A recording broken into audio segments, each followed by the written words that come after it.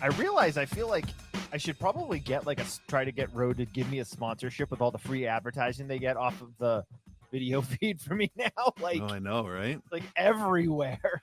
Well, I think they put that on the mics, specifically that close to the microphone, so they don't have to pay Probably. for advertising, right? What's up, everybody? Welcome back to Outside the Cinema, your weekly source for cult movie discussions for over 14 years. Yeah. Nothing to show for it, but this empty can of beans. Yeah. We haven't won a single podcasting award, have we? No, but I've won some filmmaking awards. Yeah, you were in the movie. I don't see how I benefit from that in any way. I don't have a trophy, anything to show for it after 20 years of talking about the shittiest movies on earth. Well, we're not to 20 years yet. Well, that's a preview of what's going to happen in 6 years. I know, right? I'm Bill. That's Chris, your host this week. We're live on Twitch, I believe. Maybe. Oh, yeah, I should check that out. I didn't actually check to see. I would assume the settings would roll over. You all know what happens when I assume. Bark, shut up.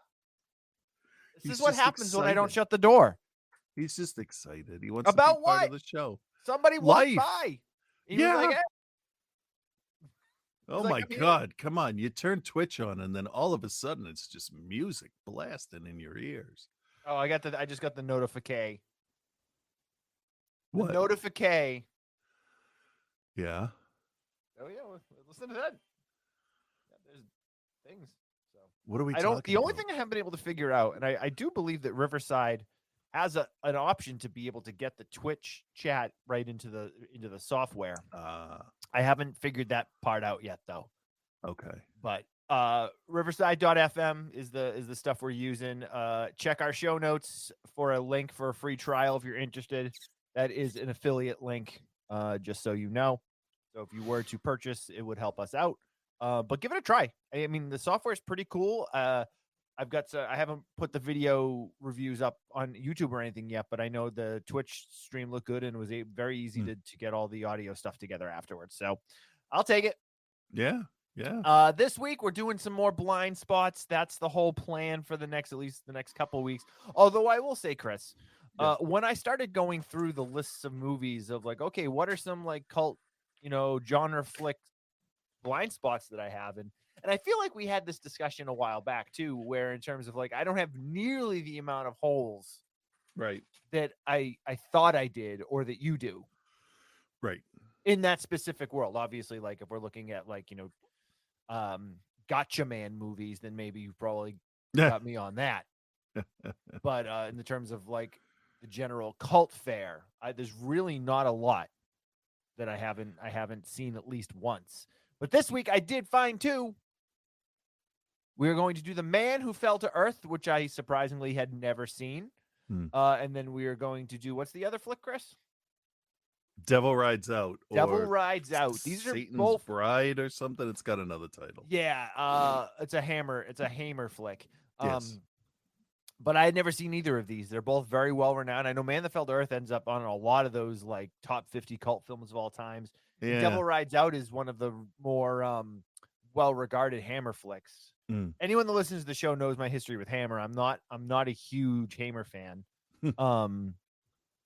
It's been a very long time. I think you should tell that joke again. Oh yeah. All right. So yeah, I know it's pronounced Hammer. The joke goes, I was in a band. Shush. I was in a band many years ago with a couple of friends, and there was a guitar company called Hammer. But we kept calling the guitar Hammer. Yeah.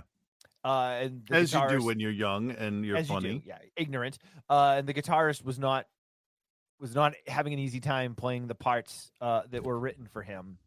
And he was getting mad, and we're like, maybe it's the Hammer guitar, maybe that's the problem. And he got real mad and like dropped to his knees in like the most like over the top like diva fashion, and was just like, stop it, it's pronounced Hammer.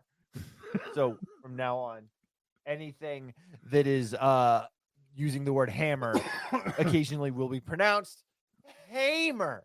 Yes, like that very popular song by Peter Gabriel, Sledgehammer. Sledgehammer or MC Hammer.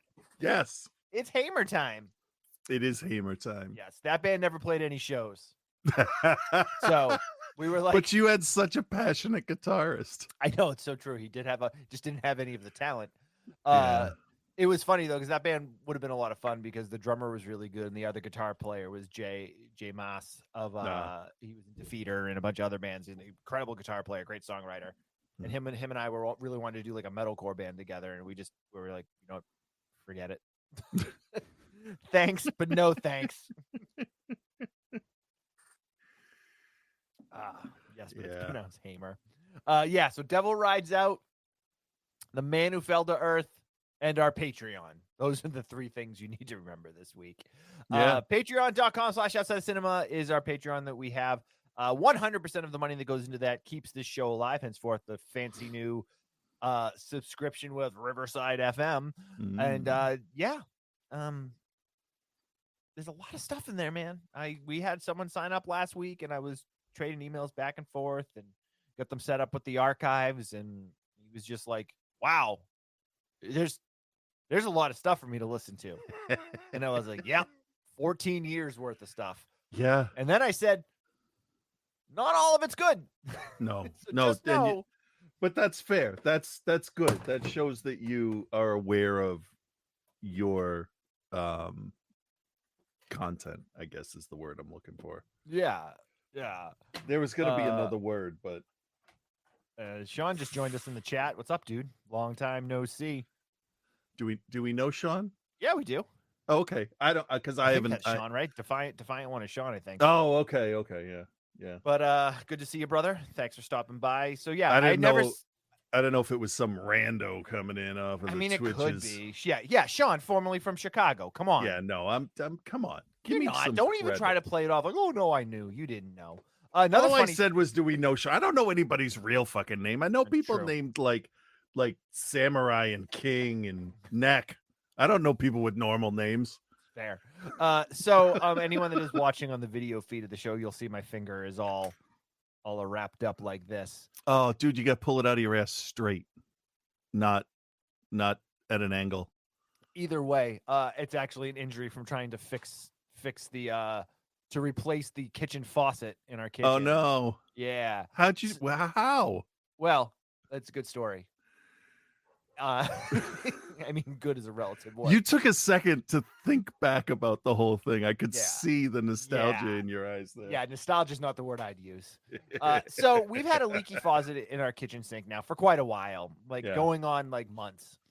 And we just hadn't fixed it because I don't know if anyone out there's tried to get a plumber recently.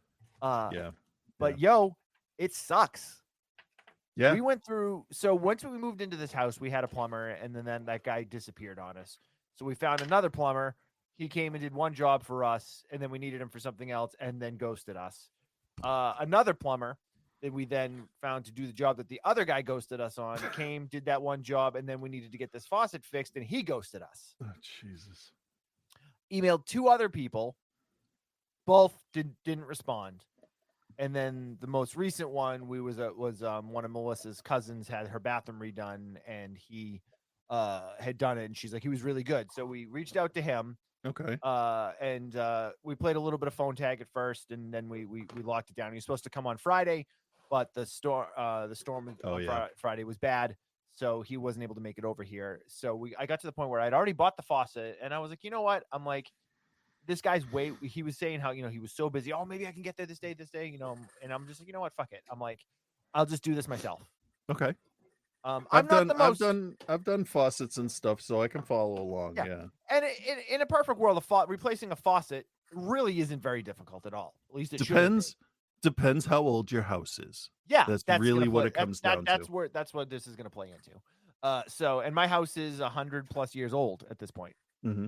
So, I had bought the faucet already, and I'm like, you know what? I'll just do this. I'll call the guy. I'll be like, hey man, don't worry about it. get us next time, no big deal. Because I can't imagine, just replacing a faucet is a job that guy is, a plumber is really like fighting to get to, Right. Short amount of time, little amount of money. With the fact that we've been in single digit weather here essentially for the last like 6 weeks, everyone's heat's breaking. Like I get it, no big deal. At least it's an inside job. That's a plus. Yeah, exactly. So I get down there and Mel cleans out under the thing. I get down there and we all know about my back issues. I don't have a great back. So oh Jesus, yeah. Made it as easy as possible for me to get down there, and I started taking the old one out. Yep. I got the 2 lug nuts off the bottom, and Good. then there's those plastic they're not lug nuts, but like the plastic fasteners that are underneath. Yeah. That hold it in place. Had a hard time getting one of those off, so we got one of the plumber wrenches. Mm-hmm. I don't know if you've ever seen these or not, but in theory, you put that in and it just should be able to turn it. Oh, let me see the end of it. Hold it up there so I can see There's 2. So you got that one right there. Oh, so you slide it around the pipe? You go up onto the thing, and it has notches in it that get on the plastic thing. Oh, holds it in place and turns it. And it gives you a better grip on it. Yeah, and it locks in. Gotcha. So I couldn't get them off by hand or with a like a crescent wrench or a adjustable wrench or whatever. Which so we grabbed that. Mel ran out and grabbed that for me. Mm-hmm. I get the first one off. A little bit of elbow grease, but not too bad. And then I'm trying to get the second one off. Yeah, and it's not moving. No, I think that's like the physics of plumbing is either the first one comes off really easy, or it's very difficult. They switch places. It's like plugging in a USB cable. Right. You try it, it's wrong. You flip it, it's wrong. You flip it again, it's right. That's how plumbing is to me. Yeah, plumbing sucks, and I'm left-handed. Yeah. So like nothing is ever where it needs to be for me. No, it's always an awkward angle with your offhand. Yep. So, and I'm not a big dude like you are. I mean, you're 6 foot everything. I'm 6 feet. I'm not a small guy. I'm not huge, but I'm not but like... people don't look at you and go, huh, you fit in. No, I'm tall. Fit into if you a ask crowd. Somebody and we're like, hey, am I tall? They'd be like, yeah, you're tall. Yeah, but you're not overly gigantic. No. I'm not like I don't stick out in a crowd because you're not this but tall. I'm not tiny. Like I'm not tiny. I'm 6 foot 210 or whatever. Yeah. So I'm trying to get it, and I can't get it in there, and I can't, and I'm just like now I'm like putting all the elbow grease, and then the friggin' plastic notches on it start to break. Yep. So I'm like, cool. So now I can't even get a thing on it. So I'm like, how the hell am I going to get this thing off now with these pieces broken? I've sprayed it with WD-40. I've sprayed it with that other loosener stuff. The what was it called? It's called like Mega Penetrator. Oh Jesus. Yeah, it sounds super gross and sexual, but it's just a spray that's supposed to help loosen like lug nuts and stuff. Okay.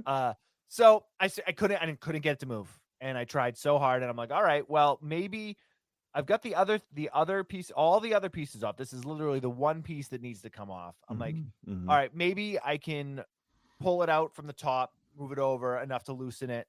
So I pull the other 2 pieces out with the one that's still attached, and it, I'm wiggling it back and forth, and it's not loosening up at all. So then I'm like, okay, maybe I can cut off the plastic piece. Yeah. But I didn't have enough hand room. So I'm like, well, I'll drill into it and it'll crack and I can just pry it off. Okay. Nope. Drill goes right through it. Oh. No dice. So now I'm like, shit, what the hell am I going to do? And it's like 7:30 on a Sunday night. Yeah. So I take the top. I start breaking the pieces off the top, and I'm like, if I can just remove these washers and these lug nuts here, I can just take the whole top piece off, and then I can just drop it down and no problem. Okay. And of course, all of the metal on the thing starts to bend the wrong way, and then there's more. Every time I take a piece off, there's more fasteners underneath it, and I'm like, all right. I'm like, now this is just getting ridiculous. But now there's pieces of sharp metal that are like protruding in places. No.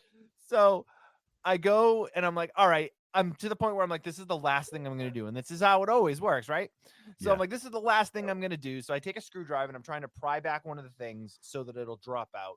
So I've got the hammer and I've got the screwdriver and I'm hammering it in, and I'm trying, and it's not moving. And my hand's like this, and I'm hammering it like this, Oh no. and then I go like that, and this Yeah. finger, as you can see right here, goes right across the metal and sliced down to almost down to the bone. Actually, it is down to the bone over here. Sliced down to the bone from the nail all the way around to the first digit. The first digit Jesus stopped it from continuing to cut. Christ. Wow. Yeah, What did the sliced skin it. just like bunch up there for a second and prevent cutting? I don't know. It must have, because I think like I must have went like that and must have hit the notch and made me move my hand. Oh. Otherwise, it would have gone all the way down. It would have gone all the way down right to the tendon and stuff, probably. But so like I pull my hand back and I go, and I look, I see a little bit of blood. And what does everybody do the first thing they do, right? Squeeze it. Like this. I go, shit. And then I notice the blood just goes everywhere. My first response is to either clamp another hand over it as tight as possible and see if the blood seeps out in between all the cracks, or to just watch the blood flow. And I kind of go, I wonder how bad this is going to be. Oh, well, you're so much tougher than I am. I've been cut so much. It doesn't even bother me anymore. I don't get cut because I'm super careful with everything that I do normally. But the whole time I've got the hammer and the thing, and I'm like, this is a really dumb idea. And I said, I got to be really careful that I don't cut myself because this is really stupid what I'm doing. So I go like this, and the blood goes everywhere, and then I hold my hand and I just see it just start pouring, and I go, and Mel was in the room with me. She was telling me, I go, Mel, I cut myself, and I think it's pretty deep. So she grabs me a towel, and I wrap the towel around my hand. Now, keep in mind, the one part that I left out at the beginning of the story when we were talking about the sink was that the valve underneath the sink for the hot water didn't work. Oh no. So I had to turn the water off to the whole house because there wasn't another valve. So now I'm bleeding everywhere. Yep.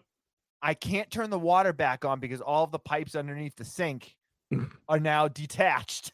Jesus. So I'm like, oh shit, what do I do? So like I wrap it up and like I could see it pooling up in the towel, and I'm like, okay. I'm like, okay. She's like, do we need to go to urgent care? And I go, I want to say no, but I'm not sure. So we got a soda stream recently. So we got a bunch of the bottles. I know. What? I know. Listen. I was bleeding to death. I was bleeding to death. Hey, did I tell you I bought a 6-scale Probot toy that lights up and has sound? No, I don't care about that. That's how it felt. That's how it felt. No, so we've got a bunch of the bottles of the soda stream, and we just that's where you collected your blood. No. No, I collected my blood all over the kitchen floor. Oh, okay. So we have a bunch of bottles of the soda stream that are just flat water that are in the fridge that are ready to go and chilled. So I grab one of those and I go into the bathroom, and so I'm using our soda stream water over my cut to see. I'm like, all right, okay, so it's deep and it's bleeding a lot. I'm like, but it's not as bad as I thought it was. It's like really, really deep, right on like the middle, like the fleshy part of the tip of my finger. Like it's probably down to the bone there.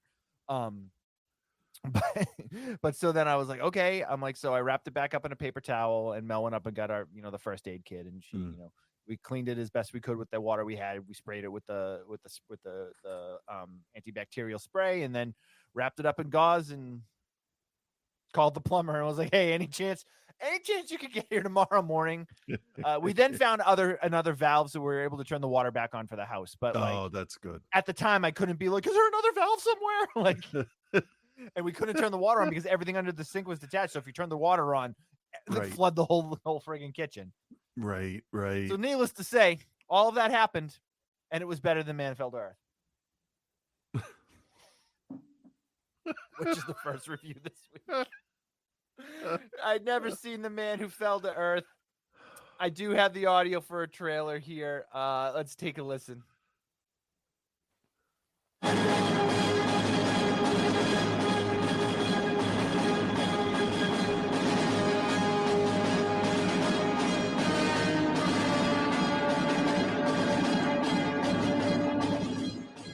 Are you the first? The first what? Visitor? We've always been visitors. Nothing you have seen or heard about David Bowie will prepare you for the impact of his first dramatic performance in The Man Who Fell to Earth. This is another dimension of David Bowie, one of the few true originals of our time. You're really a freak. I don't mean that unkindly. I like freaks. Is this a weapon? A weapon? It was too small for interplanetary travel. You assume that it's a weapon. If I stay here, I shall die. What do you mean? Take me with you. I'll see you don't die. I can't stay. You're an alien! I think you know too much about me. Where are you taking me? He's just like everybody else. He's a fake. Please don't do it. You don't understand. You might be able to save him. Mary Lou, Save him? help me. From what? Don't. No! Tommy, I love you.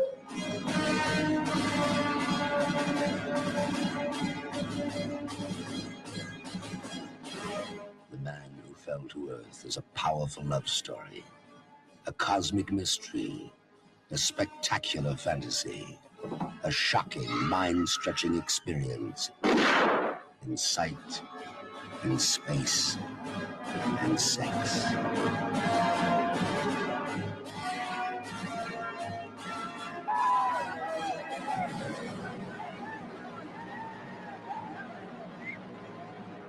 All right, Nicholas Rogue's David Bowie fronted film, The Man Who Fell to Earth. Rogue, to horror fans, he's best known as the guy that did Don't Look Down.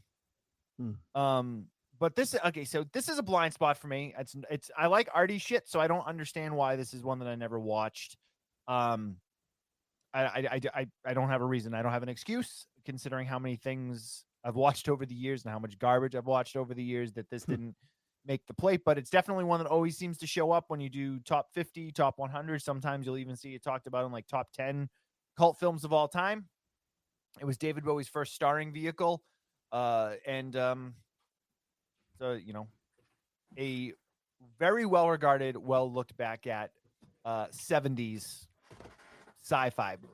Yeah, and I wonder if a lot of what was going on in the 70s and 80s, which relates to this movie, I wonder if that's where all the love for it comes from, about what it was trying to say about what greed and money and technology. Yeah, I mean, does I to think people. that was the intention. It's based on a book by Walter Tevis, The Man Who Fell to Earth, same title. The movie, apparently, I've never read the book, but the movie does not really follow what the book was attempting to convey. It's very brought down.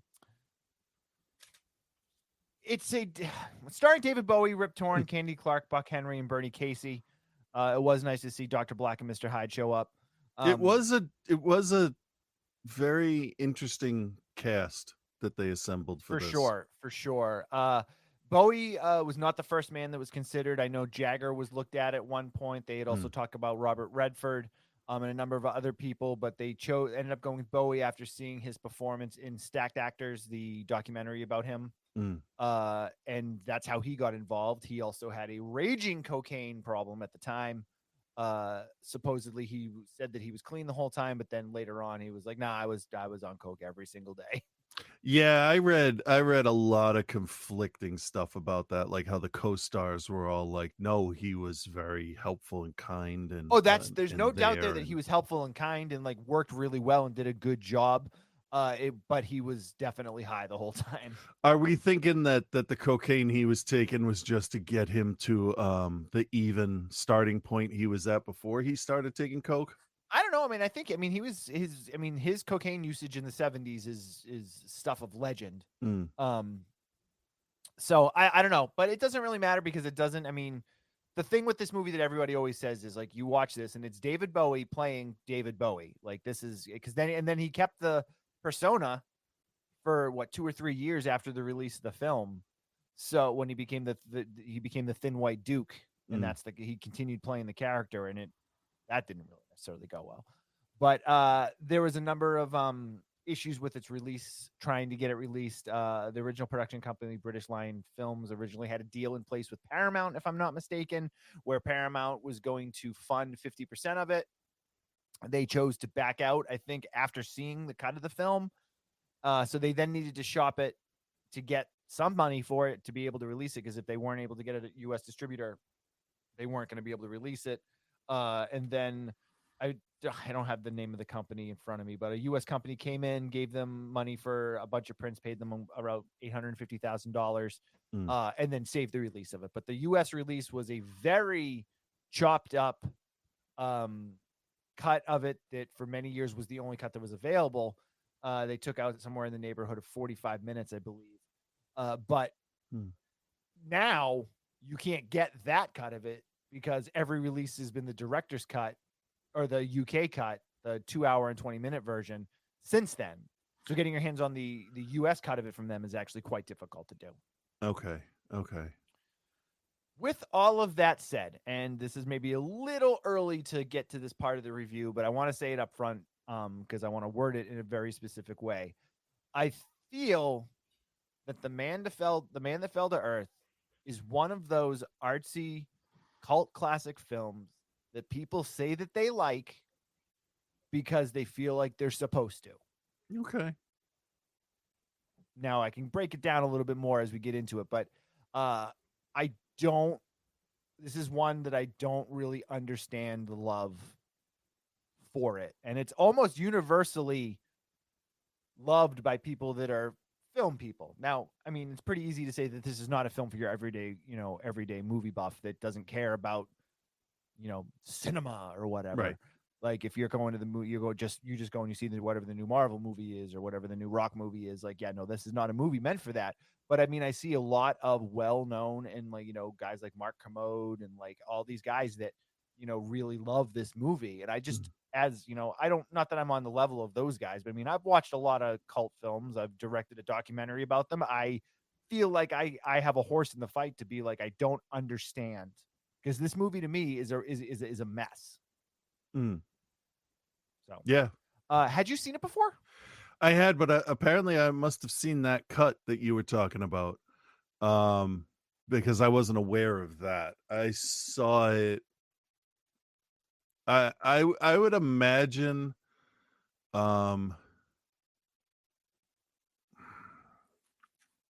don't know. I must have watched this after Labyrinth because I was interested in Bowie then, and I'm like, oh, he looks strange here.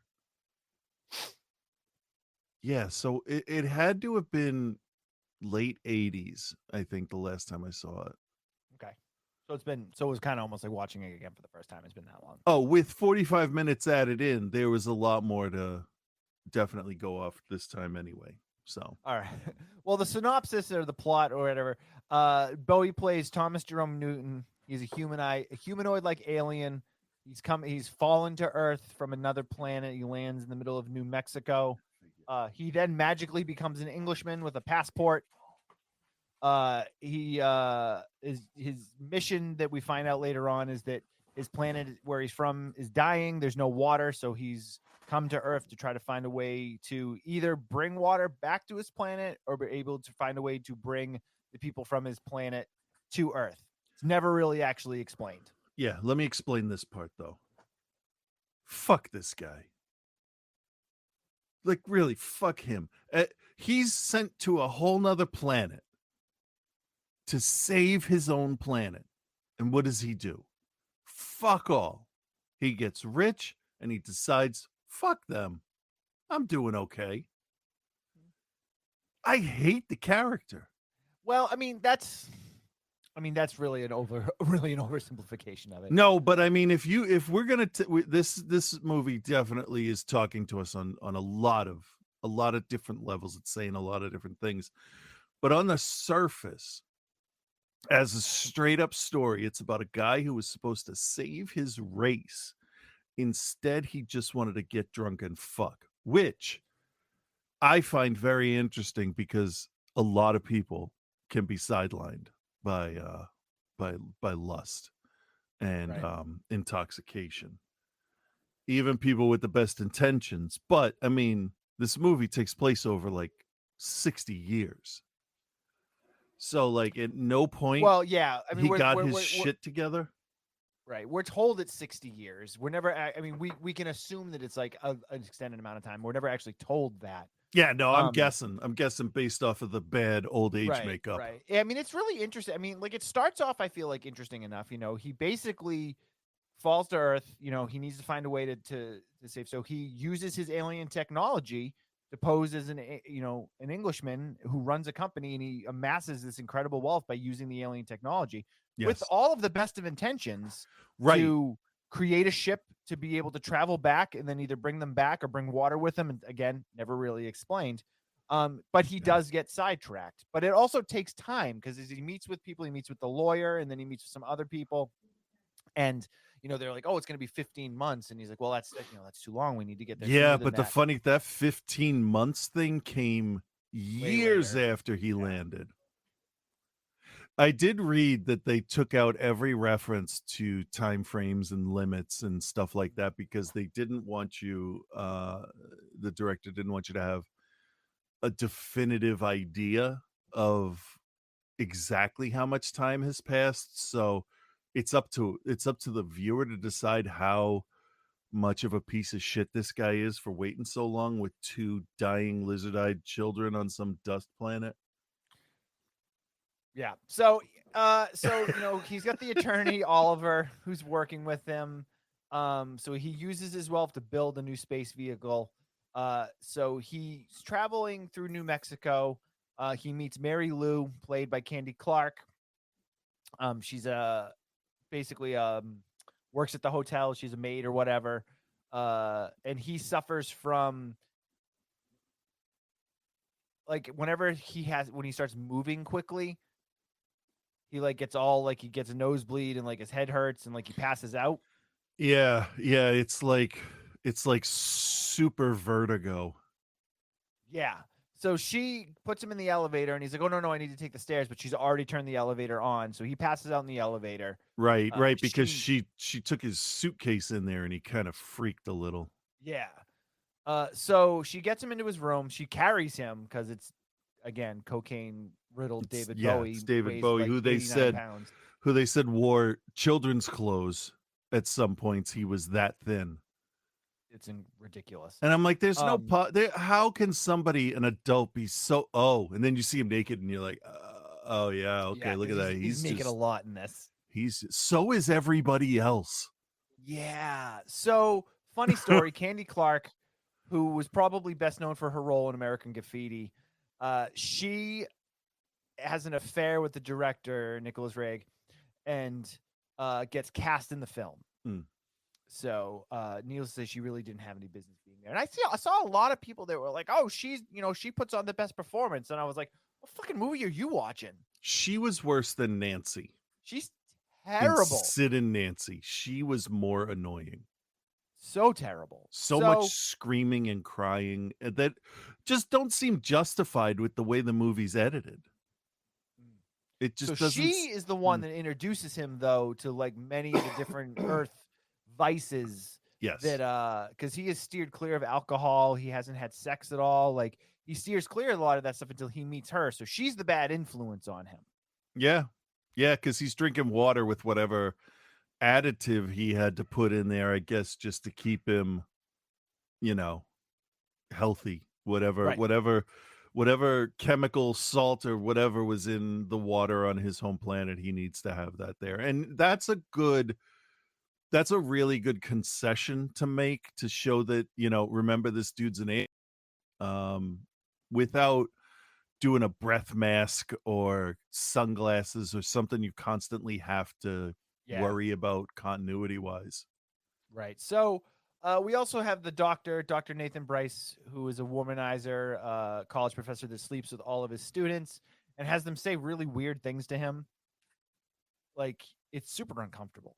Yeah, I couldn't decide if he had them say that or if every girl was the same. I think it was supposed to illustrate that every girl of that age was the same. Yeah, well, everyone that he would go after, so he had a very specific type. Sure. Sure. The last thing I needed in my life for the rest of my life was to see Rip Torn's penis, flaccid penis. Yes. Yes. You know what? If you had said to me, all right, listen, I got 2 movies. We watch one and we never ever watch the other. In one of them, you have to see David Bowie naked. And the other one, Rip Torn's tiny flaccid penis is on screen for about 3.5 seconds. I would say give me a whole movie of naked David Bowie. For sure. For sure. This movie was also rated X upon its release, too. No shit. I mean, really? I mean, no kidding. It would have to be. It would have to be this. And it's not really anything else for me except really uncomfortable situations and male nudity. That's what did it, isn't it? The rest of it's pretty chill, right? As far as rating stuff goes, I'd say so. I mean, it's also like it's a sci-fi movie that's barely a sci-fi movie. Yeah. I mean, he's an alien. That's like right. He could have easily have been somebody that's, you know, has to get somewhere to find a cure for whatever disease he has if he was just human. right. So Rip Torn senses that Thomas is not of human makeup. He uses an X-ray camera to figure out what type of physiology he has. And so he figures that he's not an alien. So they work together to build a new spaceship. Only on the way to the spaceship, apparently this is where the government and the army get involved, and they essentially abort the launch of the spaceship and kidnap David Bowie so that they can study him. Yeah. Now, let me ask you a question. Mm-hmm. Did it skip some important parts there? Because this wasn't one of those normal, I'm going to, you know, have my phone next to me while I watch a dumb slasher movie kind of things that I'll watch for fun. This was, I have to talk about this in the morning. To me, this is the morning. I really need to pay attention because I remember this movie being a little more than just, you know, a series of things that happened to tell a story. And I don't remember a whole lot of transitional stuff happening in this. There wasn't really any transitional stuff. Yeah. And nothing's really explained. Which is so they kidnap weird. him. Like they Did kidnap they him. show that?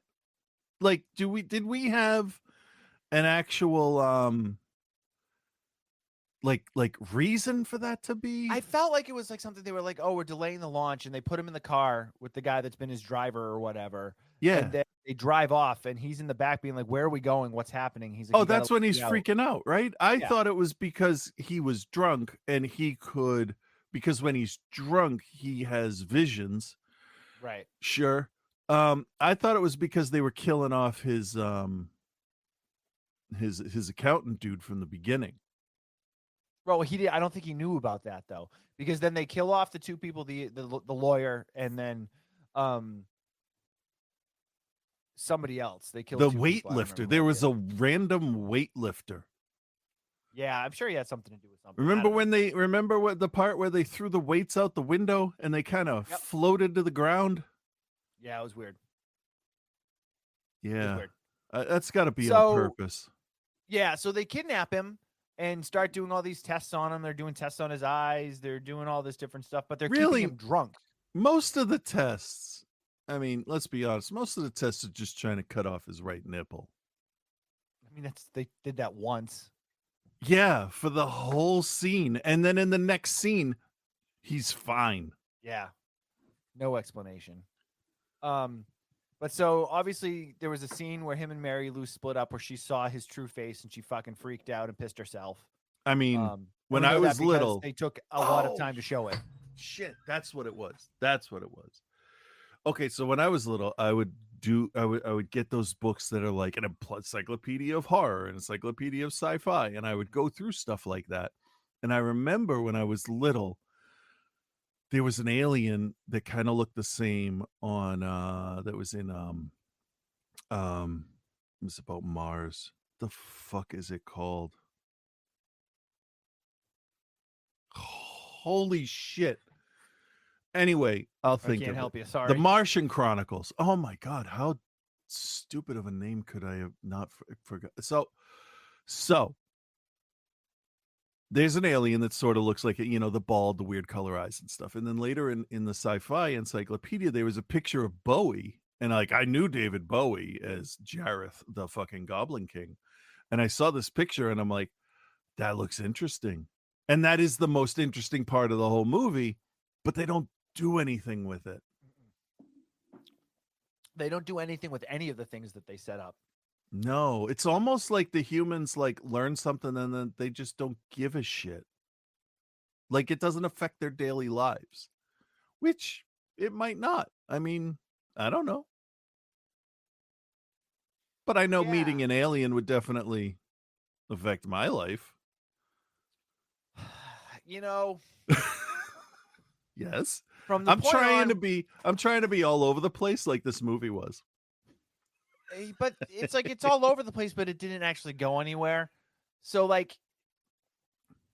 from the point where they kidnap him, none of it matters anymore. Like it really doesn't, because all they do is they keep him drinking, they keep him watching TV. Mary Lou eventually ends up visiting him.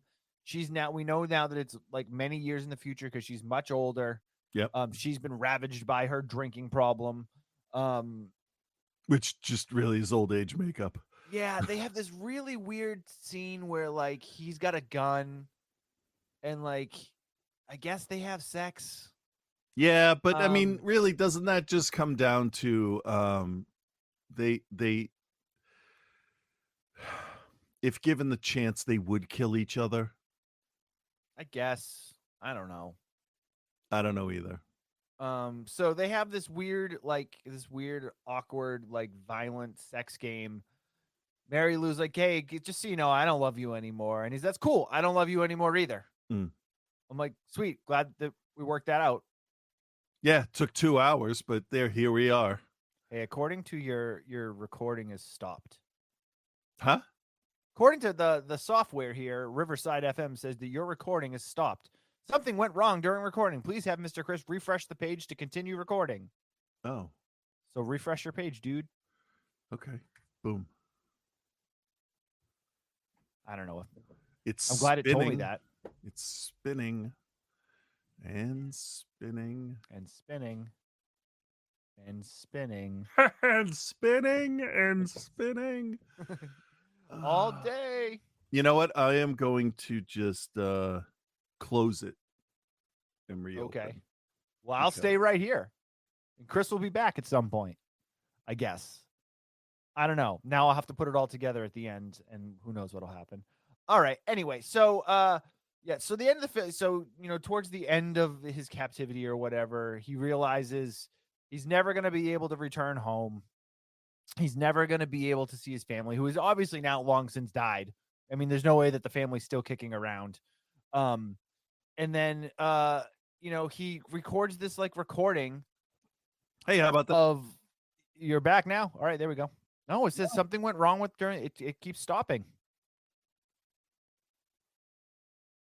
And just like that, Chris is gone again. All right. He knows he's never going to be able to return home. Oh, now he's back again.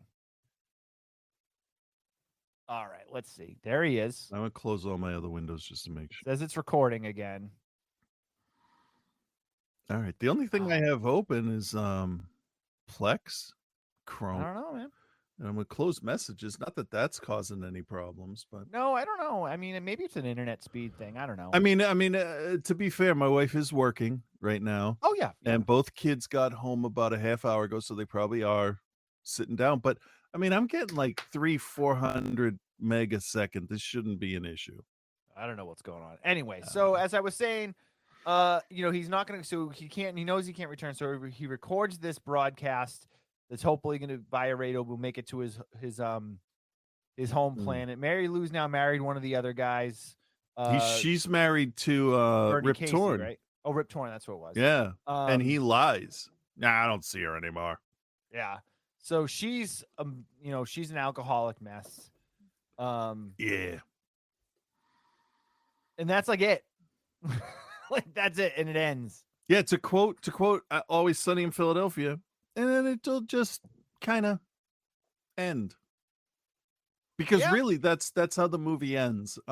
They're talking about the girl at an outdoor like patio type place. What, Florida or some shit? I don't know. Yeah, the California, restaurant more or likely. some like random, like one of those random like roadside restaurants. Yeah, and he just passes out from being drunk. So he's done. He's totally given in to all of the bad shit that Earth had. And I, as a parent, I don't know if there's anything that would make me forget I'm saving the life of my children and my wife. Even a whole new planet.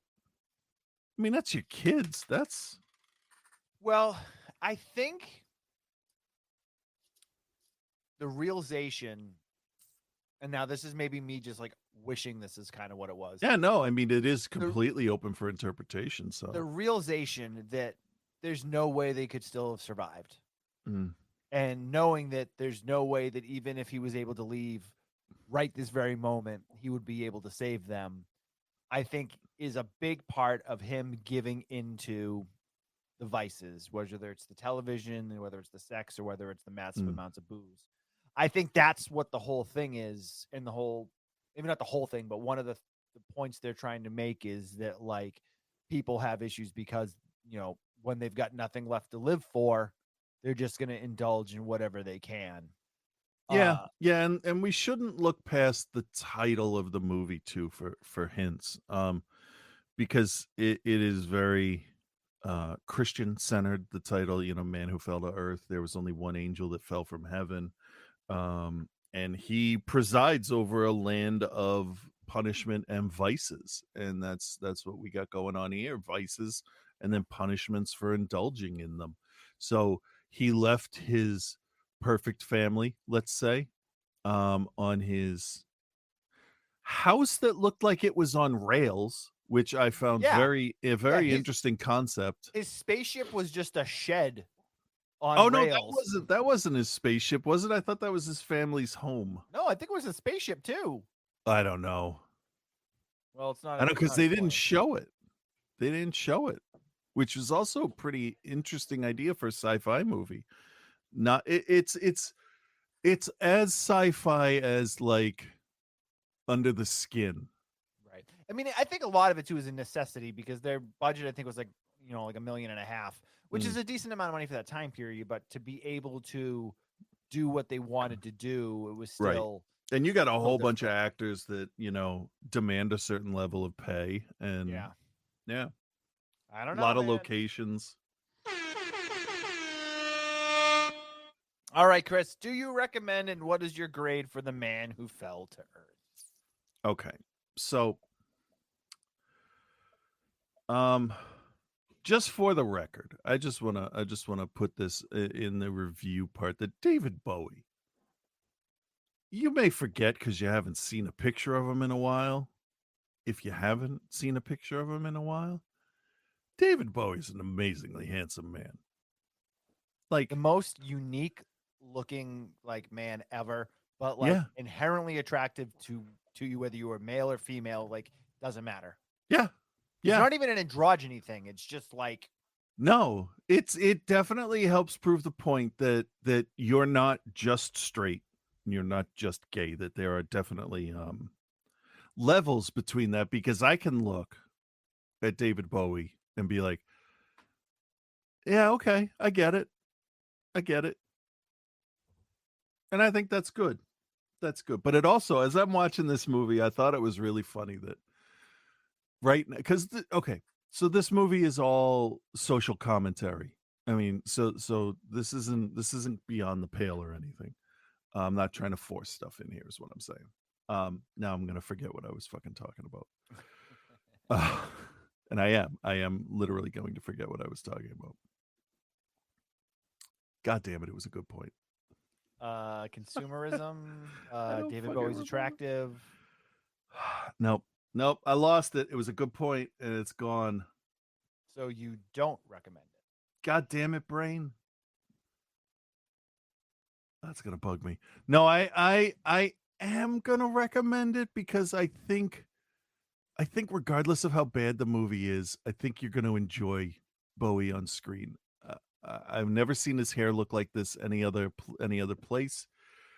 I've always, since I was little, been jealous of David Bowie's hair, just like every other person on the face of the earth should be. Fair. Very fair. um, I felt that the girl from Come True actually had a little bit in common, like body build wise and facial features resembled Bowie a little bit. That's Teenage girl. That's yeah, yeah. No, I mean that's what David how Bowie he looked comes- like in 1975 when they made this movie. He could Yeah. have passed as like a 14-year-old girl if he didn't look directly at his face. Oh, It yeah. was Yeah. insane how skinny he was. Yeah, yeah. So I remember now. Okay. Wow. Jesus Christ. So people nowadays, you see a lot of complaints about transgender issues and gender and all that, and how am I supposed to remember everybody's pronouns and keep names and call people by different things, and why are people dressed like that? And it's like, dude, you're from a generation that grew up with Alice Cooper, David Bowie, Kiss, Motley Crue. Like, it was all people in disguise on stage, and you called them by whatever name they wanted. Sting, Alice Cooper, Bono, didn't matter. You did The it. Edge. Yeah. And he's only called the Edge because the rest of the band said, look, I'm on the fucking edge if you use that echo pedal one more goddamn time. But I think it's funny that Bowie was accepted by almost everybody, I want to say. Yeah, for the most part. And now we're gonna have problems with androgyny and gay people and how they identify and how they look. Jesus Christ, this was 50 fucking years ago. Can we get over all this shit? That was my other thought. Okay. While watching it was, are you fucking kidding me? Why is this still a thing? The movie is upon thinking about it, it is exactly what it wants to be. It's what it set out to do. You want it to be more because those are the expectations that Thomas had for himself.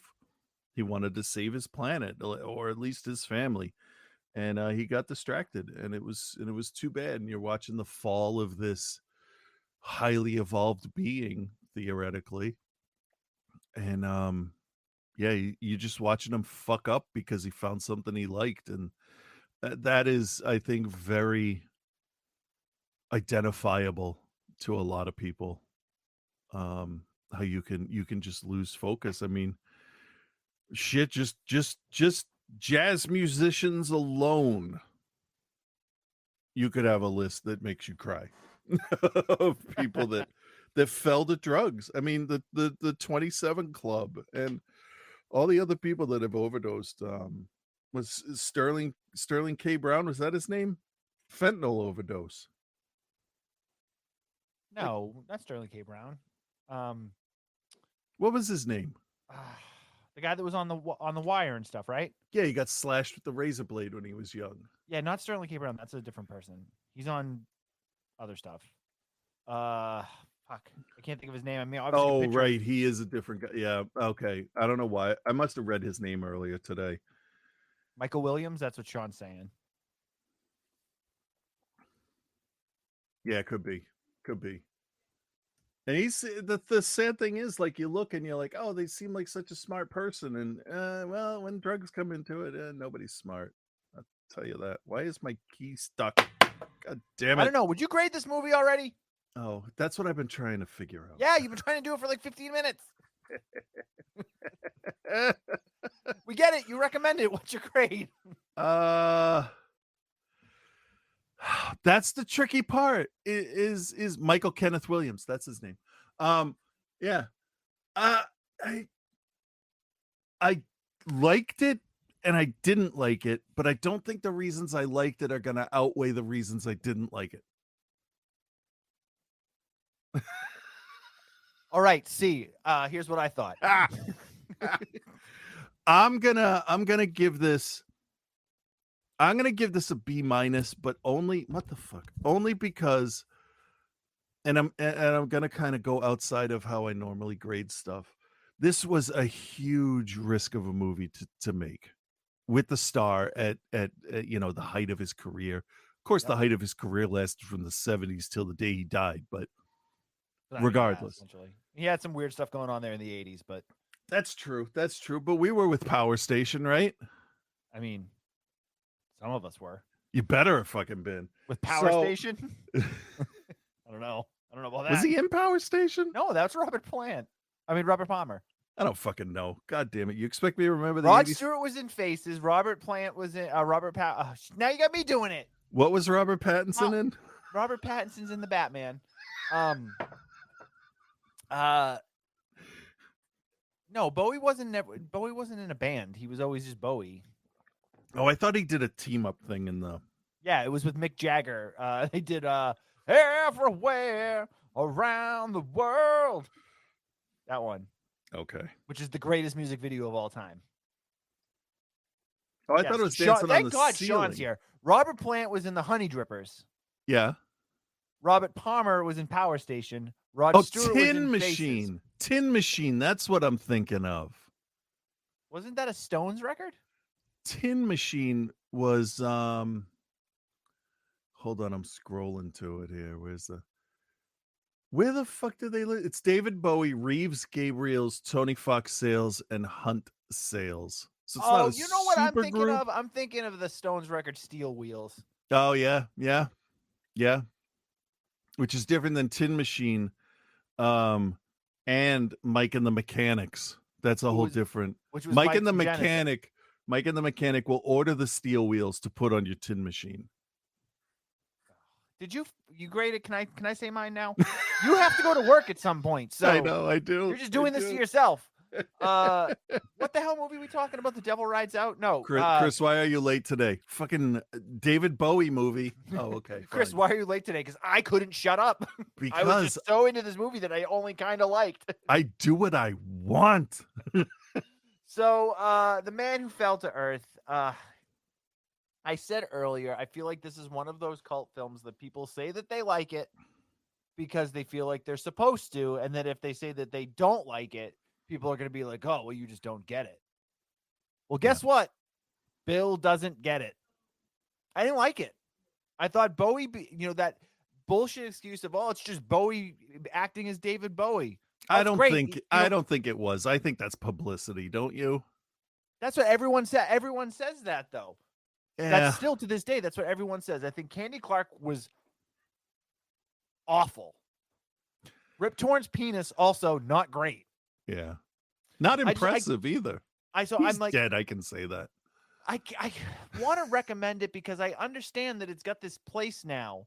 Yeah. But I just don't think it deserves to be in that place.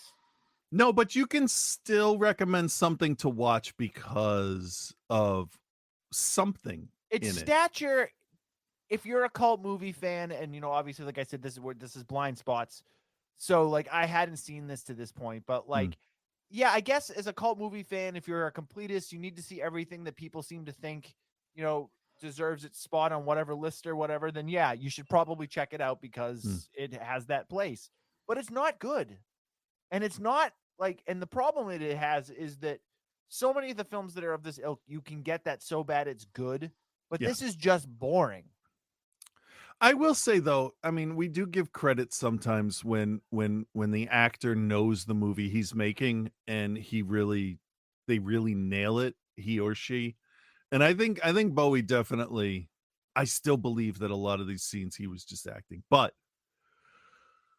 I really feel like he nailed the tone of the film. He knew what he was doing. He was in tune with the director, I think. I mean, I guess it was fine. Like, it was fine. Yeah. I mean, so I'm gonna give it a D plus, and that's probably sacrilegious, and I'm probably gonna have like people pissed at me for that. But like, it's just, I don't think it's very good. And what is your recommend or no? It's a recommend based on if you're a completist. If you're not worried about getting to every nook and cranny, then skip it. It's too long. right. I wish I could have watched a version that was 45 minutes shorter. I do. Yeah. I don't know. I was surprised it was that long when I opened it up to watch. I don't know. I wasn't a fan. Sorry, guys. Sorry. You don't have to apologize for what you like and don't like. Here we go. All right. So let's move on to the next What film. do you mean? Here we go. Here we go. Let's move on to the next film. All right. The Devil Rides Out, 1968, based on the 1934 novel of the same name by Dennis Wheatley. This, as we said, is a Hamer production. Take a listen to the trailer.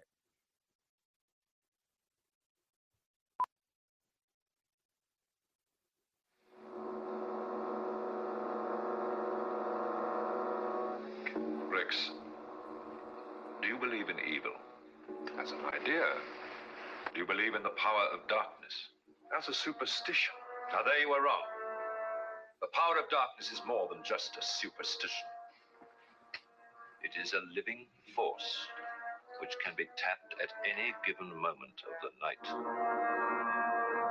Why, on one night of 1 year, should these people live in mortal fear?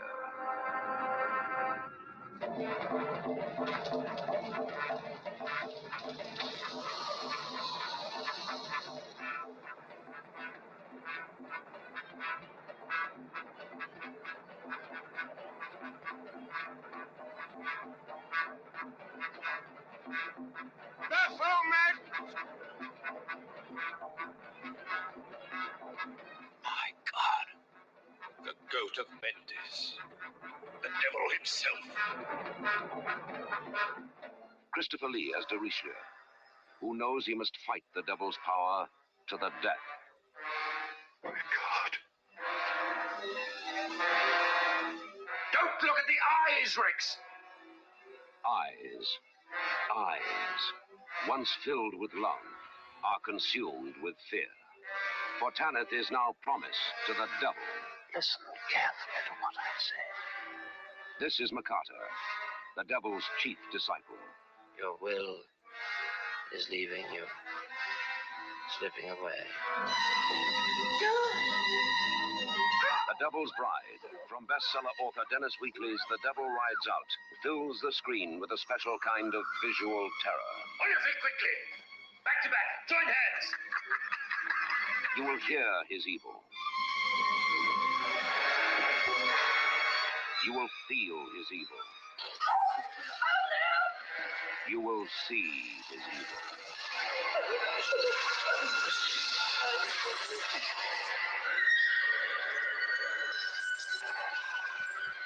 If we once catch sight of his face. All right. The Devil's Bride is an AKA title for it. I'm glad that they switched it back to The Devil's Rides Out because it definitely is a better title that works better for the film. Directed by Terrence Fisher. Screenplay was done by Richard Matheson, based on his novel of the same, starring Christopher Lee, Charles Gray, Nikki Argelai. That's definitely not pronounced right. It's Not even okay. close. So we'll stop there with the pronunciations. Terrence Fisher, though, was a hell of a worker, man. As a director, he directed, I mean, a bunch of Hammer movies for sure. But just like he did some editing. But let me just run through the stuff that he did from. Let's just start at 1957. The Curse of Frankenstein, Kill Me Tomorrow, Horror of Dracula, Revenge of Frankenstein, Hound of the Baskervilles, The Mummy, The Man Who Could Cheat Death, The Stranglers of Bombay, The Two Faces of Dr. Jekyll, The Brides of Dracula, Sword of Sherwood Forest, Curse of the Werewolf, Phantom of the Opera, Sherlock Holmes and the Deadly Necklace, The Horror of It All, The Gorgon, The Earth Dies Screaming, Dracula, Prince of Darkness, Island of Terror, Frankenstein Created Women, Night of the Big Heat, The Devil Rides Out, Frankenstein Must Be Destroyed, and Frankenstein and the Monster from Hell. Dude put I like that. in I like work. I like the title. Monster from Hell. Yeah. Dude put in work. This was his third to last flick that he did. Takes place in London. It's supposed to be, I believe, in the late 1920s or early 1930s. Yeah. A little 'cause bit. They have you know, those old timey cars. yeah, it's like 25 25 to 30 years prior to when the film was made, but not so far off that like it wasn't supposed to be like the 1800s or anything like that, because they are driving around in cars and stuff. So we find Nicholas, played by Christopher Lee. He's picking up Simon, or not Simon. He's picking up Charles Gray's character. I can't think of it. I do not remember anybody's name. Shit. Shit. What the hell is the other character's name? I guess I should call Rex? up the Was page. it Rex? That sounds right. Everybody was named Rex back then. All right. Yeah, Rex. It was Nicholas and Rex were the two main guys. Christopher Lee's character was they have this friend named Simon. He's worried about him. He's been doing some investigating on him. He's been doing some strange stuff, so they want to go visit him at his place and kind of figure out what's going on with it. So they do some. They come in unannounced, and everyone's kind of like, "Why are you guys here?" And like maybe you should leave. Yeah, Christopher Lee with a mustache and the pencil mustache and the little beard. I'd want him to leave too. Oh, I love when he has his little devil facial hair going on. And He he's the always good looks guy good. in this, which is even funnier because he looks so devil. Yeah. Well, you're supposed to think, oh shit, that's Dracula. This is bad. Right. So they do some snooping, and then Simon's like, "Hey, listen, I'm going to introduce you to these couple people, but you guys got to leave." And they're like, "Why do we have to leave?" And they're like, "He's like, this is a secret. This is our secret astrological Yeah, society. But So like, you can't be here because you're not part of the society." but in reality, it's like, it's not your house. Fuck you. Get out. Right. Thank you. So he tries to talk them into leaving. He believes that they've left, but they go up to the planetarium, and he's like, "Come on, you need to leave." Oh my And they God, fu- he's so pushy. He's like, yeah, I'll leave, but can I go look at the stars? I'll only be like 35 minutes. I know. He's like, just come get me in an hour. Yeah. So they it's go up like- to the planetarium, and there's obviously, like a pentagram painted on the floor with all these different occult symbols and all that stuff. So they quickly deduce that Simon is now involved in the black arts. They find a basket with a white and black chicken in it, roosters, Yeah. cocks, if you will. Another box with unknown cocks. Another box with unknown cocks. So these were not as front centering though. So That's gonna be, somebody's gonna make up a t-shirt for us. Outside the cinema. Unknown cocks in the box. We should get one when we had the boom mic spotter shirts. We should get unknown cocks in a box. Yeah, and it'll just be those guys sitting at the table with the box. So they knock Simon out, and they get him out of there. They realize they've messed up their black mass because they needed to have the right amount of people. So now we then learn that what the hell was that? Rex's had met some of these people before.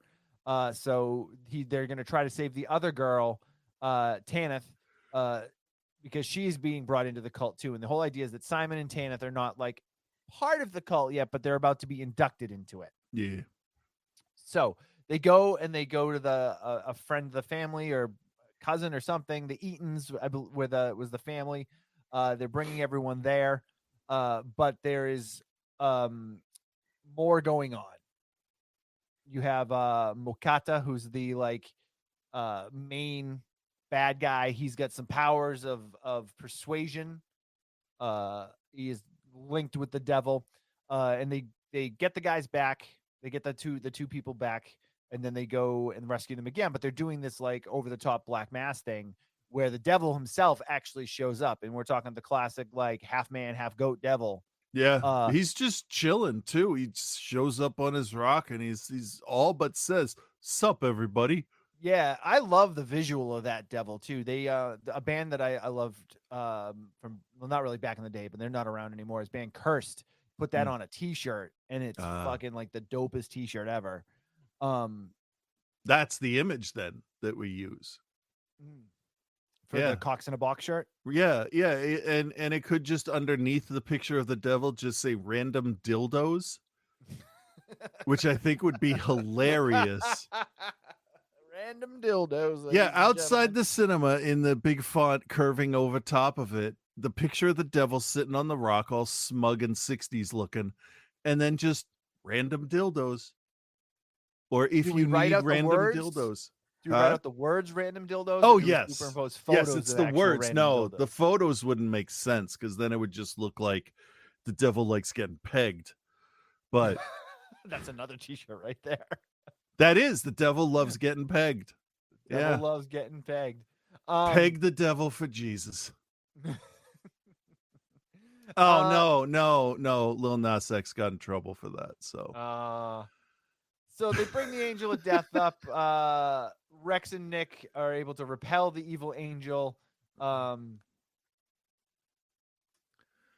Then what happens? Because I don't fucking know. Didn't Tanith die in that? She died in that thing, if I'm not mistaken. Because once the angel comes, oh no, I'm getting ahead of myself. No, okay, so they escape to the Eatons. Doesn't the dude throw like a rock or something at the devil?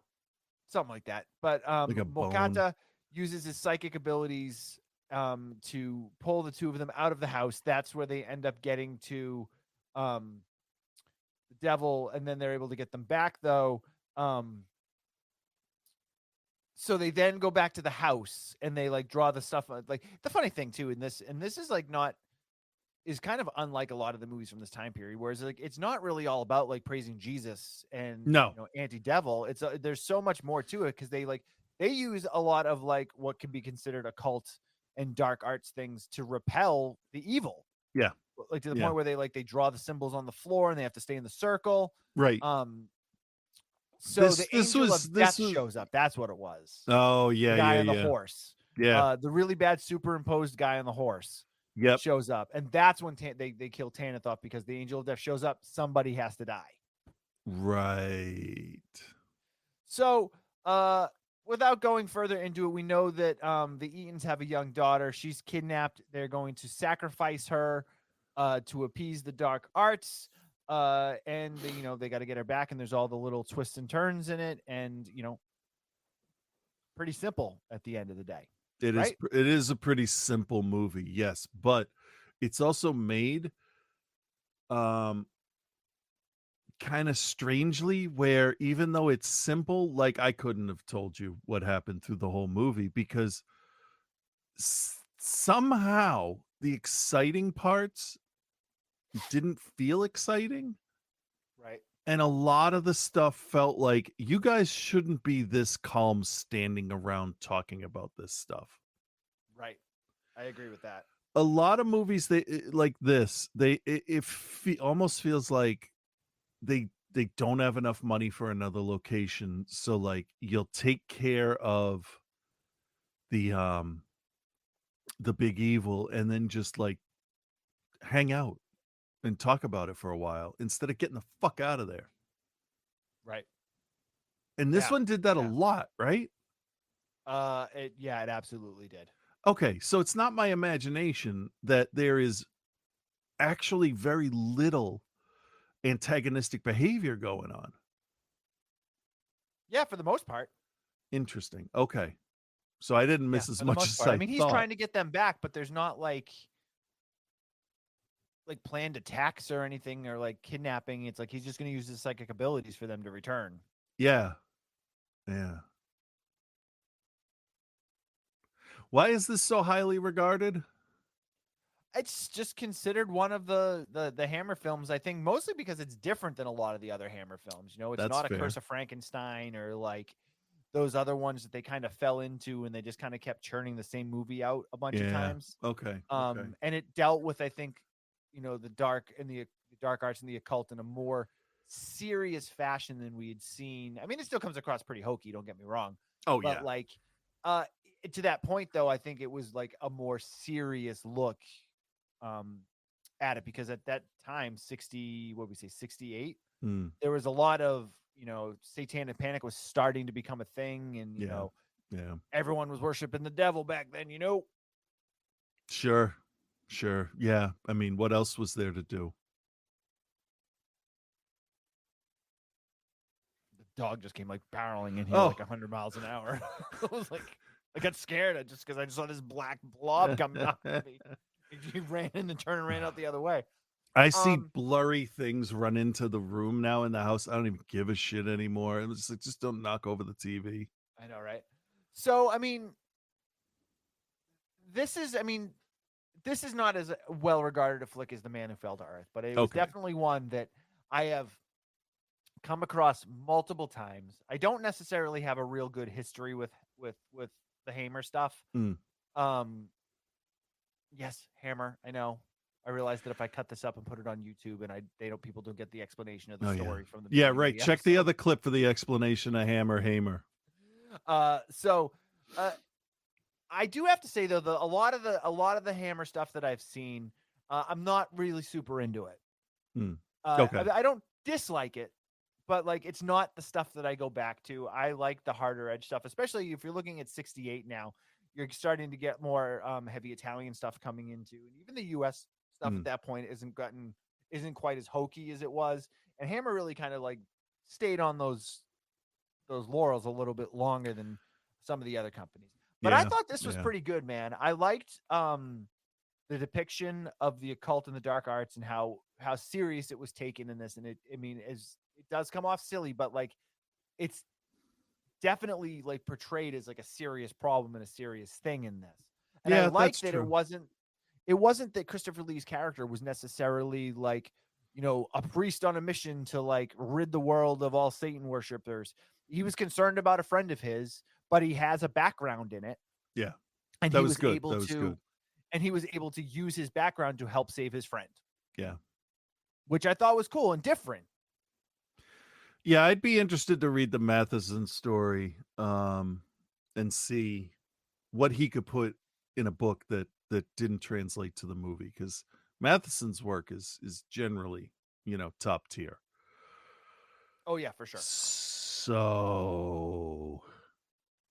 I mean, the idea of a friend who Your recording failed again, it says. Something went wrong during recording. Please have Mr. Chris refresh the page to continue recording. Jesus Christ. All right. This is going to be this show is going to be a nightmare to put together. And it's because I didn't do the backup recording like I did last week, because everything worked the way it was supposed to. Although I could probably pull the audio off of Twitch if I needed to. So All right, it's refreshing. You could still record while I'm doing this though, right? I'm still yeah, so For it's the audio still part. coming across. Okay. It's just not the version that I would pull off of Riverside or whatever. Yeah, I'm not super familiar with I know Matheson's work. I'm not personally super familiar with like reading a lot of his work though. Okay. So yeah. Did you refresh? I did, and then it asked me to do it again. Okay, because you're definitely still not. Yeah, hold on. I'm gonna have to click out of it and go back in like I did. Let me just get the link back. I'll keep rolling along with this and just jump back in when you do. So I think Christopher Lee is a very high spot in this movie. I think he does a great job. I like seeing him as the good guy and not necessarily always the the evil foil or whatever. He's a great Dracula, don't get me wrong, but like I liked him in this role. I thought Charles Gray as the ice-eyed, the blue-eyed evil Mokata did a really good job too. Actually, I'd say that the acting in this is really probably pretty top notch. Even in the supporting cast, I definitely thought that they were all doing a good job. The look of the film is very the look of the film is very standard Hammer though. I mean, we're not getting anything that we haven't seen before. The cinematography is nothing special. The score and music is nothing out of the ordinary. If you've seen a Hammer movie, you know what you're going to get in terms of the way it looks and the way it sounds and the way it feels, but it's well put together. It's the type of thing where everything I think plays its role where it should, and it falls into the spots where it should. And it's pretty good. So I don't know. I think Chris is back, and I think we're ready to grade at this point. Yeah, I might be. I think next time we do this, I think what I'm gonna do is drop the maybe, I don't know. Fuck it. I don't care. What are we doing? So Devil Rides Out gets an A for the title. It's an awesome title. It is an awesome title. I recommend the title to everyone. Christopher Lee says it's his favorite movie that he's done of the Hammer movies. which is great. He probably had a great time doing it. But I felt like everybody was too relaxed with the way they were reacting to all of this, and it was almost like they were too friendly with the antagonists in the story. Right. I see what you're saying. Yeah, I feel like there was points where they could have taken it more serious. Yeah, like I want to like this, but it feels like those second tier giallos where it's like, oh, my life's in danger. Let's go and hang out at this waterfall resort and drink J&B for 2 days instead of trying to figure out who's fucking killing me. Right. Too many mediocre giallos where they just go on vacation in the middle of being hunted to death. It's true. Well, I mean, we can't get the refund on the room, so yeah, might as well enjoy it. That's the date. We gotta have to use it. Yeah. By the way, invite over your twin sister who's crazy like you but wears motorcycle gear. So, yeah, I don't. It was fine. That's the thing. It was just fine. Right. It didn't blow me out of the water. I can understand why at the time, and even in the years since it's become a cult favorite. But the movies we've been getting in the last 10 years have been so much more sophisticated storytelling wise that I don't want to say it's ruining me toward older, more simple horror stories, but sometimes I want more out of a story, and I don't know that that's what I want till it's over. And I think that's what happened here. I kind of wanted there to be more. Like the devil showing up, great. Yep. The angel of death and the horse with the foam wings was fucking awesome. That was hilarious. Giant spider that was only giant when it was shown from the other side of the room. Yes. And what was up with Crazy Eyes Magoo over there? Oh, Ice Eyes?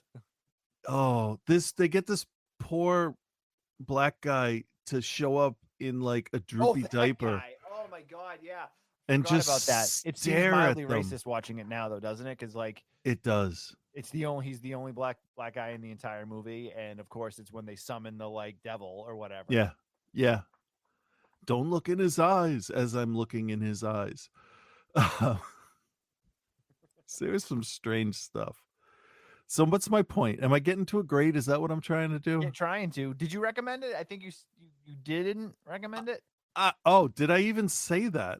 I don't know. You gave the title an A and then went off on some tangent about. Yeah, the title. Well, that's why you have me here, to fill out the show. You're doing too much filling out this week. Oh, all right. I'm gonna give the movie itself, as far as a recommendation, I'll say, yeah, it's good for one watch. It's good to see how intelligent characters should react in the face of the occult, I guess, which is fine. But as for a movie, I lost interest in this once the bug-eyed dude disappeared, and it was like, oh, hey, it's the devil. So what? You guys have all been so bland and boring up to this point. Like Christopher Lee is the only reason we watch this movie, to be fair. Right? If he wasn't I don't know. I'll tell you when I get to my review. So Christopher Lee's the only reason I ever wanted to watch this movie. I'm going to give it a C-. I don't hate it. It was just a little more boring than I wanted it to be. Okay.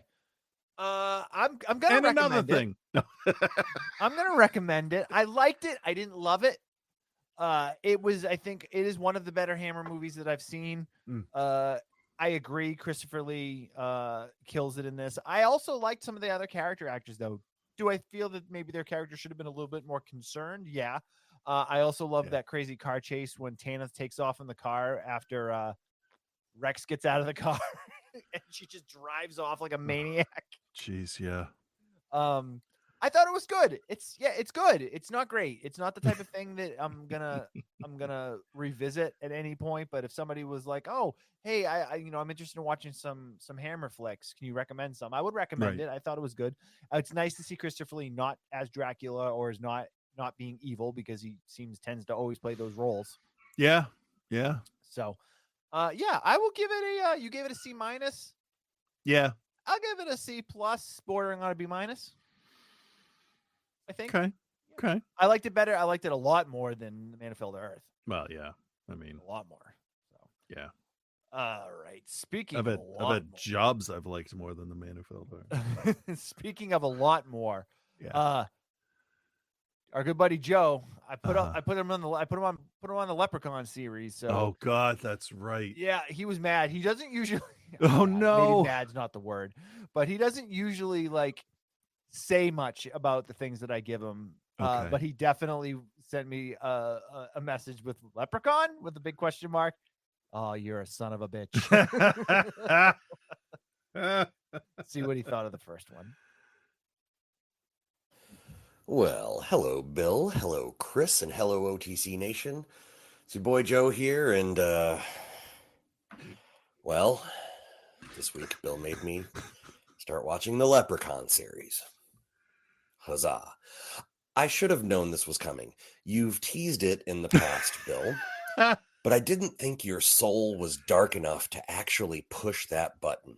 He gave you The Let's Witchboard. Make Joe Watch a Baker's Or whatever Dozen it was Leprechaun movies button. Oh no. I assume that this button has been on the wall over your left shoulder at OTC Studios for at least a year or two, behind a protective glass enclosure. And you and Chris have keys on necklaces that you both keep on your person at all times. And you have two locks that fit both keys, and they have to be turned simultaneously with a margin of no more than a quarter second to activate the button. OTC Nation, with the nefarious button pressed, I need you all to pray to whatever stupid fictional deity you worship for me.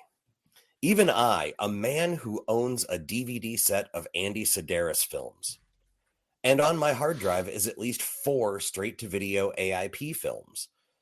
I'm a man who legitimately likes Breakin' 2 Electric Boogaloo, for fuck's sake. And even I knew to stay away from the Leprechaun movies. Until now. Sorry. Like opening a Christmas present that you know is just a bulk-sized package of tube socks. Let's just get this over with. So, there's an older Irish couple, and stop me if you've heard this one before, but the husband comes home drunk. He's been driving after consuming an entire bottle of Jameson. But it's the early 90s, so that doesn't even get acknowledged. No. An entire bottle of Jameson. Not just, oops, I'm tipsy and I made a bad decision. I mean stumbling up to the door and warbling out an old folk tune, Shwasted. Anyway, he tells stereotype number 2 that all their worries are over because he gots the gold. Yada, yada, yada. The wife gets iced by the leprechaun, and after 10 minutes of cat and mouse, this 60-year-old grief-stricken man with a blood alcohol level that's got to be double the legal limit subdues the mythical creature and locks him in a crate with a 4-leaf clover on top.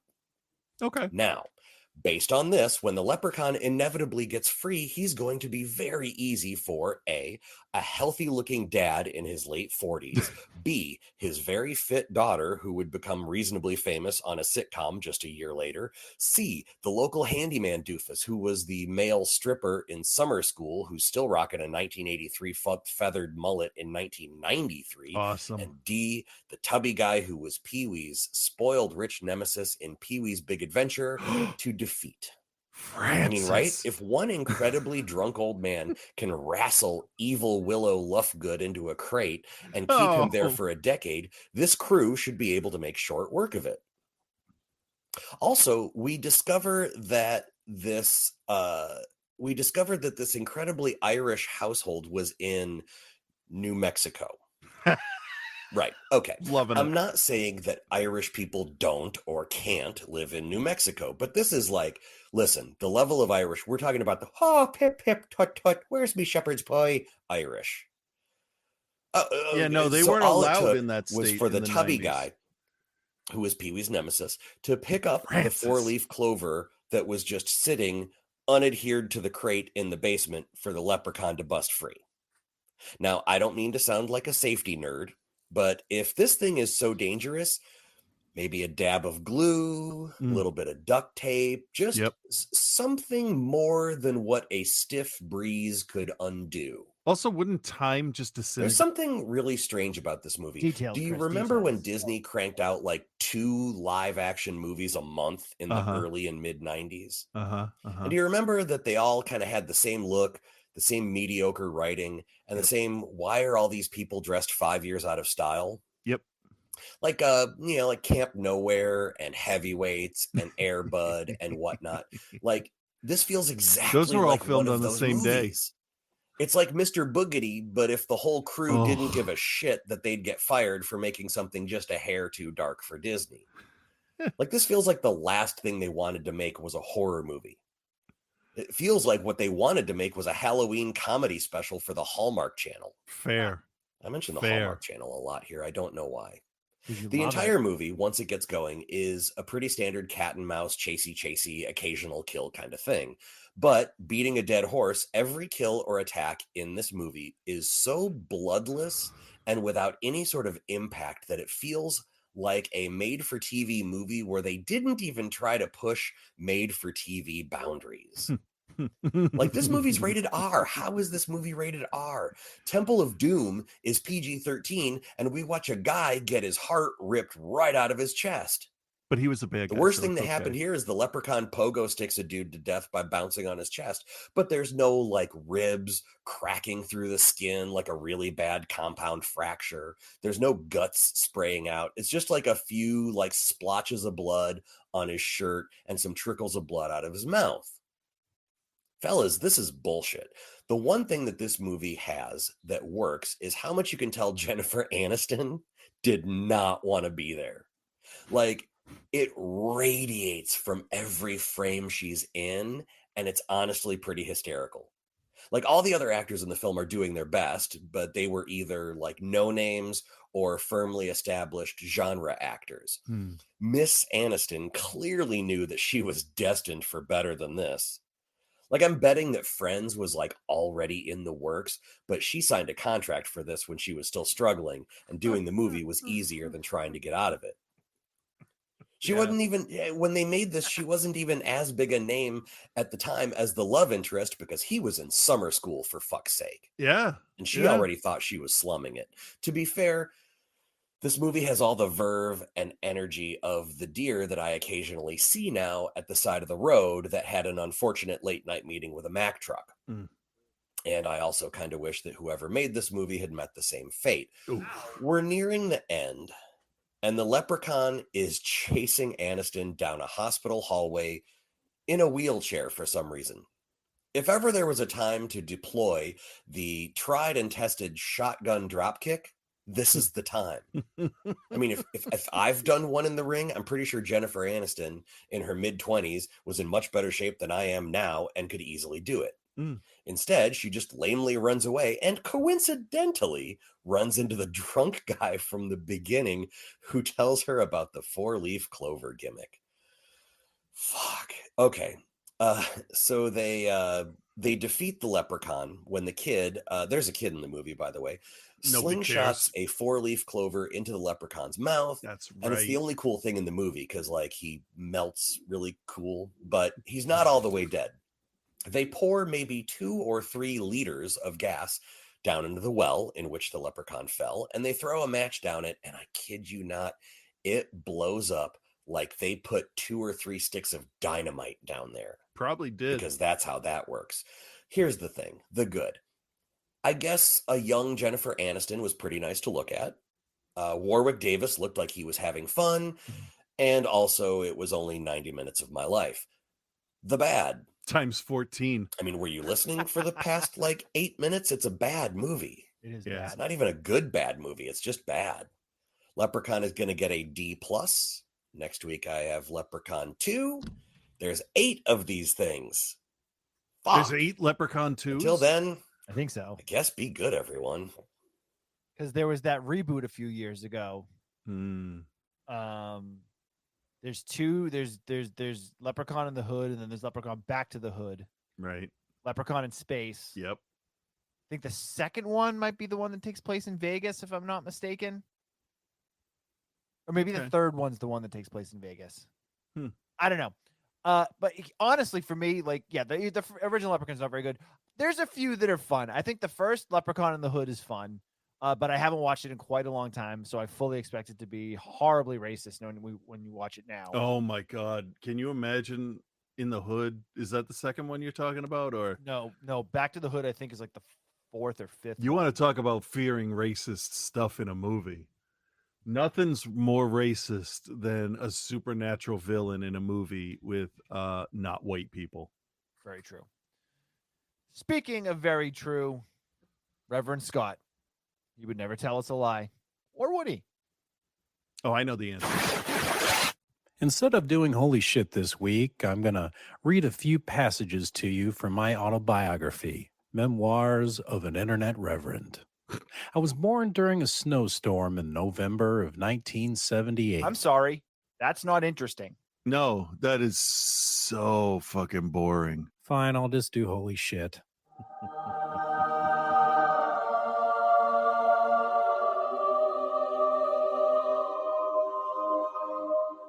What? Yeah. Holy shit. Yeah. With Reverend Scott. We should just quit. We're bad at this today. Yeah, I'm having a rough one.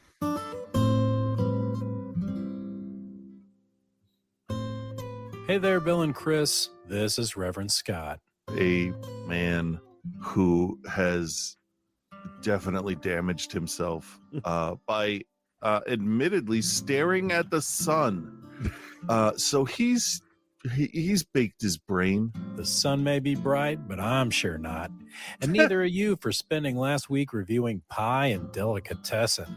And after I review those reviews, I'll tell you about a series I watched from the director of the best movie of 2021. You know who I'm talking about? Who knows? Who cares? Really is what it comes down to. I guess you just have to wait and see. So let's dig into a big heaping helping of Pie. Now, Pie is the first movie reviewed in your How did I not see this series. Unlike you, though, I had seen this before, mainly because the trailer showed a guy using a power drill on his head. So, Chris, let me ask you this. Before we get into the review, Yeah. why do you think you missed this? Because everybody was sucking its dick. I definitely did not do that after seeing it. But did you two? We got a show. We're going to do our review of Pie. I have seen Pie, and I enjoy eating pie. Now I'm going to go on record and say I totally understood Pie. And then I think you only disliked it because you weren't gifted with the same mental processing power I was. Therefore, you could not possibly understand Pie. Fair. Fuck off. Just get out of here. Yep. Pretentious piece of shit. Or the other reason might have something to do with the movie American Pie. Now, I don't want to say too much, but there was an incident involving a couple very hot apple pies in the studio.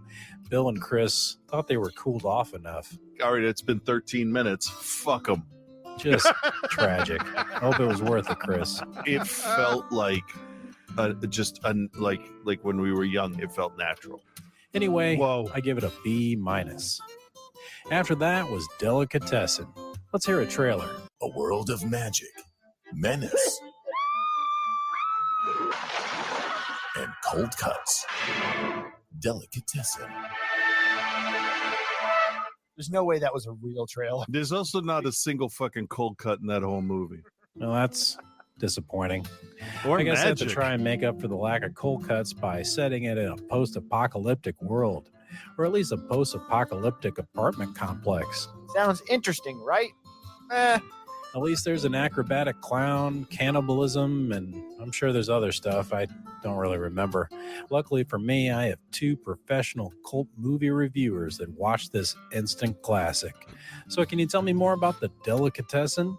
I know what level we're working at now. I got this. What was the question? I don't remember. Okay. That works for me. It doesn't work. I give it a C+. Okay, enough about that. Let's talk a bit about that series that I watched from the director of the best movie of 2021, Malignant. Wait, hold on. Yes, this is another James Wan production called Archive 81. This is streaming on your boy Netflix. And before I even knew it was from James Wan, I was interested. A man named Dan, who specializes in restoring damaged and aged film, has been given an old mini cassette with footage of a woman doing a deep dive into the secrets of a very specific apartment complex.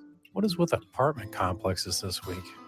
Anyway, the man that gave Dan the footage seems to be just as mysterious as the footage itself, as are his motivations and intentions. He offers Dan money to do the job. Dan turns it down at first, but later on agrees to take the job for some reason. We're not just doing this for money. We're doing it for a shitload of money. He also sends Dan out to a secluded building all set up with state-of-the-art equipment to stay in alone and restore the remaining tapes in this collection. This mysterious man is a CEO of a very large, mysterious company. Why does he care? What's on these tapes? Well, that's the point of the whole show. And it's not that we're not telling you. We don't fucking know. Nope. I'm not going to tell you more or spoil anything because this has to be seen to be believed. You get pretty far into the season before you're thinking, oh, I see what you're doing. It's very creepy. It has a Jordan Peele vibe to it, likely inspired by films like Get Out, Us, or Candyman, which is definitely a good thing. Every episode adds more layers to the story. Dan is cut off from the outside world except for his conspiracy theory podcast host friend on the outside that he can sneak out to call occasionally for info on things he uncovers on the tapes. Other than that, he's tied to the rules of the property. Whatever the CEO says goes. If he says your new favorite color is yellow, if you want to get paid, you better agree. Well, here's the thing. First of all, do you like the color yellow? You fucking better. Every episode gets deeper into the mystery of Melody, who's making these tapes, and the building she's investigating many years ago. It leans into mystery and creepiness instead of just jump scares. Oftentimes, this leaves you with your jaw dropped open. I was more shocked by one scene in Archive 81 than Chris was when Bill gave him a compliment one time. I appreciate you saying it. Good. Fucking better. Wow. I was saying it just to be nice. I didn't really care. I don't either. I don't care what your opinion is. Overall, I give Archive 81 a high recommend and an A-. I'm hoping the series will continue until at least the second season. But you never know. It's fucking Netflix. Yeah. But you know what feels like it's already gone on for 2 seasons? This segment. I can tell Chris is already tuned out. Are you cutting your fingernails? I am not. Do you know why? Because you're done. Yes, exactly. I can hear it. I guess I'd rather you ignore me than hate on me like usual. Like our main guy. Fuck him. I don't care. I hate him. The Reverend Scott? Yeah. Okay. Just fuck him. Well, I like you. I'd never say that kind of thing about you. Seems kind of stupid. Well, I'm stupid. That excuse doesn't work. So everyone, make sure you tune in next week for more OTC, more holy shit, and more excuses that don't work. But until then, peace and love, guys.